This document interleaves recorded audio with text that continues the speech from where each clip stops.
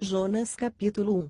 A palavra de Yahweh veio a Joná ben Amitai, Jonas filho de Amitai, com esta ordem dispõe-te e vai à grande cidade de Nínive. Nínive, quer dizer, morada de Ninos, e prega contra ela, porque a sua malignidade subiu até a minha presença. Entretanto, Jonas decidiu fugir da presença de Yahweh, o Senhor, e partiu na direção de Tarsis, isto é, jaspe amarelo. Descendo para a cidade de Afo, Jope, ou seja, Formosa, encontrou um navio pronto a zarpar para Tarsis, pagou a passagem e embarcou nele, a fim de ir para a cidade de Tarsis, tentando escapar da presença de Yahweh. Contudo, Yahweh fez soprar um forte vento sobre o mar, e caiu uma tempestade tão devastadora que o barco ameaçava arrebentar-se.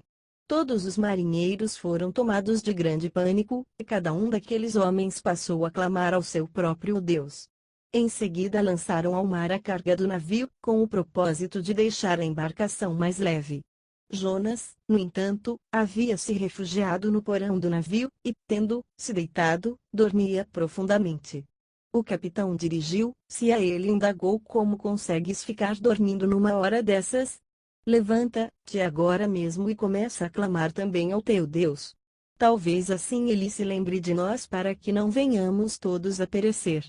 Então os marinheiros chegaram a uma conclusão entre si: vinde, lancemos sortes, para saber quem é o responsável por essa desgraça que se abateu sobre nós. E, de fato, jogaram as sortes, e a sorte caiu sobre Jonas. Imediatamente lhe perguntaram: declara-nos, pois, neste momento, por culpa de quem nos sobreveio esta tragédia. Quem és tu e qual a tua ocupação? De onde vens e qual a tua terra? A que povo pertences tu? E Jonas passou a responder-lhes: eu sou hebreu, e temo a Yahweh, Elohim, o Deus dos céus, que fez o mar e a terra. Então aqueles homens ficaram horrorizados e lhe repreenderam: que é isso que fizeste? Porquanto os homens sabiam que ele fugia do Senhor, pois ele já lhes havia contado tudo.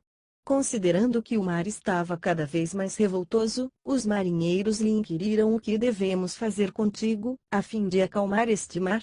Diante do que Jonas lhes aconselhou: pegai-me e lançai-me ao mar, e ele haverá de se aquietar, pois sei que esta violenta tempestade caiu sobre vós por minha causa. Contudo, os homens ainda se esforçavam ao máximo para remar de volta à terra, todavia sem sucesso, e o mar ficava cada vez mais tempestuoso.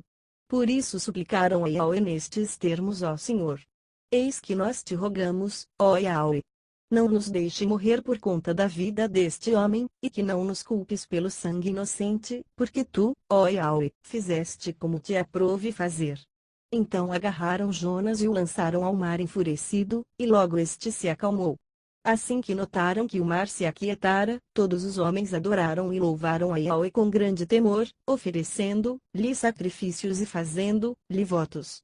Entre mentes, Yahweh, o Senhor, fez com que um grande peixe engolisse Jonas, e ele ficou dentro desse peixe durante 3 dias e 3 noites. Jonas capítulo 2. Então, dentro do ventre do peixe, Jonas orou a Yahweh, o seu Elohim, Deus. E disse: em meu desespero clamei a Yahweh, e ele me respondeu. Do ventre do Seol, da morte, gritei por livramento, e tu, ó Senhor, ouviste o meu clamor. Pois me lançaste nas profundezas, no coração dos mares, e as correntezas formaram um turbilhão ao meu redor, todas as grandes ondas e vagas passaram por sobre mim. Então pensei: fui expulso da tua presença, poderei contemplar o teu santo templo uma vez mais? Eis que as águas todas me cercaram até as profundezas da alma, o abismo me cercou, as algas marinhas se enrolaram em minha cabeça. Afundei até chegar aos fundamentos dos montes, a terra embaixo, cujas trancas me aprisionaram para sempre. No entanto, tu fizeste subir a minha vida de volta do Seol, da sepultura, ó meu Senhor Elohim. Eis que quando minha vida já se apagando, eu me lembrei de ti, Yahweh, e a minha oração subiu à tua presença, ao teu santo templo. Aqueles que acreditam em ídolos inúteis afastam de si a verdadeira Shesed, piedosa benevolência. Eu, porém, te oferecerei sacrifícios com voz de ação de graças. O que prometi cumprirei fielmente. Sim, eis que Yeshua, a salvação, vem do Senhor Yahweh. E Yahweh deu ordem ao peixe, e este vomitou Jonas na praia. Jonas capítulo 3. Então a palavra de Yahweh, o Senhor, veio a Jonas pela segunda vez com esta orientação: levanta-te, vai agora mesmo à grande cidade de Nínive. E assim que lá chegar, prega contra ela a mensagem que eu mesmo haverei de te entregar. Jonas, sem demora, obedeceu à palavra do Senhor e partiu para Nínive.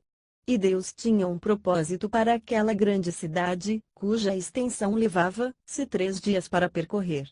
Jonas entrou na cidade e caminhou por ela por um dia inteiro, proclamando: eis que daqui a 40 dias Nínive será destruída. Então os ninivitas creram em Deus. Combinaram um jejum geral, e todo o povo, dos mais importantes e ricos aos mais simples e pobres, se vestiram com uma roupa feita de pano grosseiro a fim de demonstrar publicamente que reconheciam seus pecados e estavam arrependidos. Quando o rei de Nínive tomou conhecimento da pregação e de tudo que ocorria na cidade, ele se levantou do trono, tirou o manto real, vestiu-se também de pano de saco e sentou-se sobre cinzas.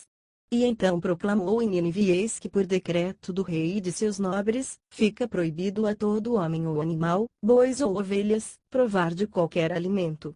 Portanto, não havereis de comer nem beber nada. Cobri-vos de vestes de arrependimento e lamento, tanto as pessoas como os animais. E todos os cidadãos orem a Deus com todas as suas forças. Cada pessoa abandone seu mau caminho e toda atitude violenta. Talvez Deus volte sua face para nós, se arrependa, e acalme o furor da sua ira, de modo que não sejamos destruídos. Deus observou tudo quanto fizeram, como se converteram do seu mau caminho e abandonaram a violência. E atendeu às orações do povo, voltou atrás e não destruiu a cidade como havia ameaçado. Jonas capítulo 4. Entretanto, Jonas ficou extremamente decepcionado com tudo isso e irou-se sobremaneira. Então orou a Yahweh e desabafou, dizendo: Eterno, pois não foi exatamente isso que eu disse quando ainda estava em minha casa. Foi por esse motivo que decidi fugir para Tarsis. Eu sabia que tu és Deus, misericordioso, compassivo, longânime, rico em amor e que ameaças castigar, mas te arrependes. Ó Yahweh, agora, portanto, tira a minha vida, eu te rogo, afinal é para mim melhor morrer do que seguir vivendo. E Yahweh, o Senhor, lhe questionou: tens alguma razão para te deixares enfurecer desta maneira? Então Jonas saiu para consolar-se num lugar a leste, oriente, da cidade, ali armou uma tenda, e sentou-se debaixo dela, à sombra, até ver o que mais aconteceria com a cidade. E ao Elohim, Deus, fez crescer uma espécie de mamoneira sobre Jonas, a fim de oferecer mais sombra e conforto à sua cabeça, livrando-o do calor excessivo. E Jonas ficou bastante alegre por causa da planta. Todavia, no dia seguinte, ao alvorecer, Deus enviou uma lagarta que atacou o arbusto, o que, sendo frágil, secou. Logo que apareceu o sol, Deus trouxe um vento oriental muito quente e seco, e o sol fustigou a cabeça de Jonas, ao ponto de ele quase perder os sentidos. E por isso, ele desejou morrer, e exclamou: para mim seria melhor morrer do que continuar vivendo. Contudo, Deus questionou a Jonas outra vez: tens algum motivo para estares tão furioso por causa da planta? Ao que replicou Jonas: sim, tenho. E estou irado a ponto de preferir a morte. Entretanto Yahweh ponderou-lhe: ora, Jonas, tens compaixão desta planta, embora não tenhas cuidado dela, não a fizeste crescer nem a podasse. Ela simplesmente nasceu numa noite e na outra noite morreu. Por outro lado, Nínive tem mais de 120.000 seres humanos que não sabem nem discernir entre a mão direita e a esquerda, tampouco entre o bem e o mal, além de muitos animais inocentes. Não haveria eu de ter pena dessa grande cidade?